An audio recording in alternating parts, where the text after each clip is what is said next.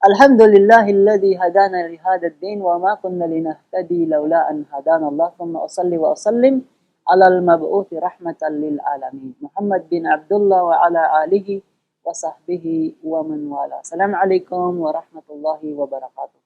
At magandang sandali sa lahat ng ating mga kababayan na abutin ng ating mensaheng ito. Ang ating pag-uusapan din naman sa maigsing sandaling ito mga kapatid ay hinggil naman sa kaisahan ng kataas-taasang Allah subhanahu wa ta'ala sa kanyang magagandang mga katangian at mga pangalan.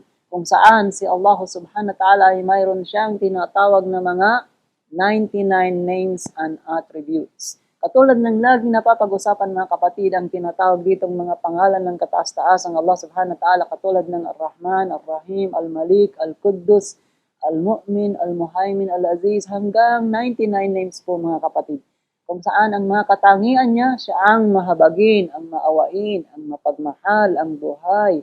Kung ang tayo'y mga Pilipino, mayroon tayong tinatawag na pambala ng mga pangalan.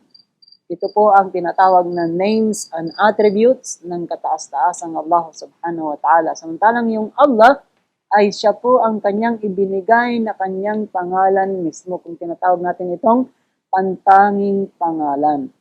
Ano ang wisdom? Bakit natin tinatalakay mga kapatid? Sapagkat sa Islam, hindi po nalilito ang isang tao para unawain ang mensaheng ito.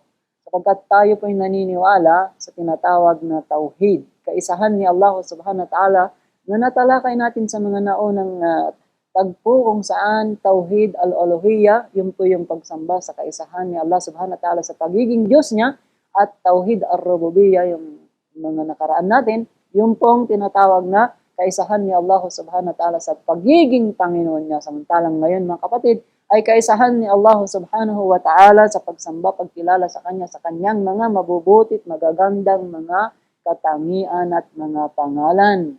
At ating inimumungkahi sa ating mga kababayan na salat pa sa kaalamang Islamiko na magsaliksik po tayo at inanyayahan namin kayo na akapin ng Islam sapagkat ito ang relihiyon na nagbibigay linaw, nagbibigay ng turo na malinaw sa mga tao. At alam natin mga kapatid, the fastest growing religion is Islam sa pamamagitan po ng pakalinaw ng mga mensahe rito mga kapatid.